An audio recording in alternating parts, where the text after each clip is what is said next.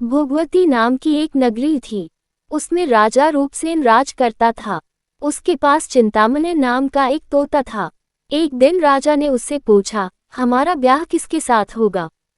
तोते ने कहा, मगध देश के राजा की बेटी चंद्रावती के साथ होगा। राजा ने ज्योतिषी को बुलाकर पूछा तो उसने भी यही कहा। उधर मगध देश की राजकन्या के पास एक मैना थी। उसका नाम था मदन मंजरी। एक दिन राजकन्या ने उससे पूछा कि मेरा विवाह किसके साथ होगा, तो उसने कह दिया कि भोगवती नगर के राजा रूपसेन के साथ। इसके बाद दोनों को विवाह हो गया। रानी के साथ उसकी मैना भी आ गई।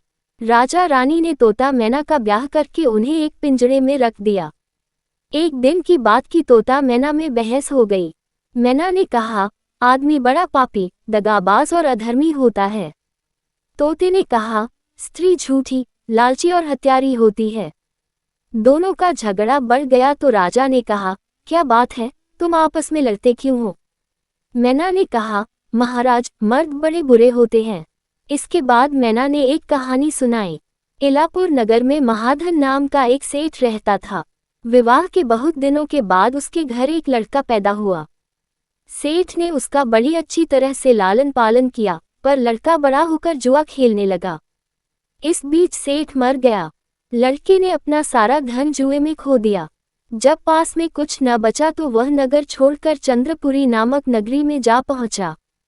वहां हेमगुप्त नाम का साहूकार रहता था।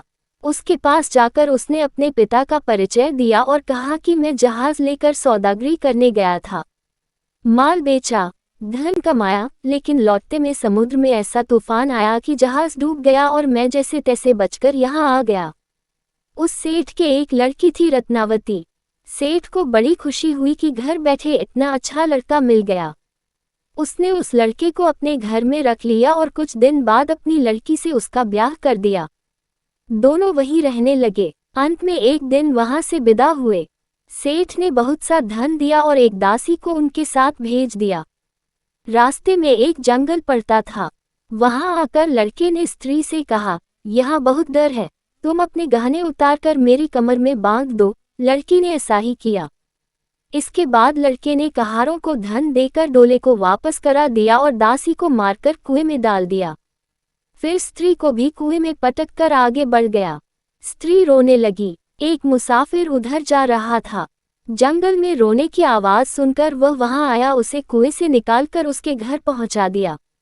स्त्री ने घर जाकर माँ बाप से कह दिया कि रास्ते में चोरों ने हमारे गहने छीन लिए और दासी को मारकर मुझे कुएं में धकेलकर भाग गए।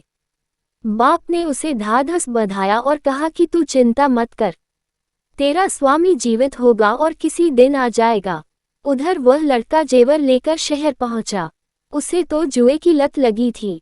वह सारे गहने जुए में हार गया। उसकी बुरी हालत हुई तो वह ये बहाना बनाकर कि उसके लड़का हुआ है, फिर अपनी ससुराल चला। वहां पहुंचते ही सबसे पहले उसकी स्त्री मिली। वह बड़ी खुश हुई। उसने पति से कहा, आप कोई चिंता न करें, मैंने यहाँ आकर दूसरी ही बात कही है। जो कहा था वह उसने बता दिया। सेठ अपने जमाई से मिलकर बड़े प्रसन्न हुए और उन्होंने उसे बड़ी अच्छी तरह से घर में रखा। कुछ दिन बाद एक रोज जब वह लड़की गहने पहने सो रही थी, उसने चुपचाप छुरी से उसे मार डाला और उसके गहने लेकर चंपत हो गया। मैना बोली, महाराज, ये सब मैंने अपनी आंखों से देखा। ऐसा पापी होता है आदमी। राजा ने तोते से कहा, अब तुम बताओ कि स्त्री क्यों बुरी होती है। इस पर तोते ने ये कहानी सुनाई। कंचनपुर में सागरदत्त नाम का एक सेठ रहता था। उसके श्रीदत्त नाम का एक लड़का था।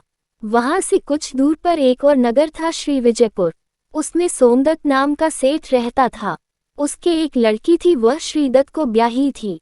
ब्याह के बाद श्रीदत्त व्यापार करने परदेश चला गया। 12 बरस हो गए और वह न आया तो जयश्री व्याकुल होने लगी। एक दिन वह अपनी अटारी पर खड़ी थी कि एक आदमी उसे दिखाई दिया। उसे देखते ही वह उस पर मोहित हो गई। उसने उसे अपनी सखी के घर बुलवा लिया। रात होते ही वह उस सखी के घर चली जाती और रात भर वहां रहकर दिन निकलने से पहले ही लौट आती। इस तरह बहुत दिन बीत गए। इस बीच एक दिन उसका पति परदेश से लौट आया। स्त्री बड़ी दुखी हुई, अब वह क्या करे। पति हारा थका था। जल्दी ही उसकी आंख लग गई और स्त्री उठकर अपने दोस्त के पास चल दी। रास्ते में एक चोर खड़ा था। वह देखने लगा कि स्त्री कहाँ जाती है। धीरे धीरे वह सहेली के मकान पर पहुंची। चोर भी पीछे पीछे गया। संयोग से उस आदमी को सांप ने काट लिया था और वह मरा पड़ा था। स्त्री ने समझा सो रहा है। वहीं आंगन में पीपल का एक पेड़ था जिस पर एक पिशाच बैठा ये लीला देख रहा था। उसने उस आदमी के शरीर में प्रवेश करके उस स्त्री की नाक काट ली और फिर उस आदमी की देह से निकलकर पेड़ पर जा बैठा। स्त्री रोती हुई अपनी सहेली के पास गई। सहेली ने कहा कि तुम अपने पति के पास जाओ और वहां बैठकर रोने लगो। कोई पूछे तो कह देना कि पति ने नाक काट ली है। उसने ऐसा ही किया। उसका रोना सुनकर लोग इकट्ठे हो गए। आदमी जाग उठा। उसे सारा हाल मालूम हुआ तो वह बड़ा दुखी हुआ। लड़की के बाप ने कोतवाल को खबर दे दी। कोतवाल उन सबको राजा के पास ले गया।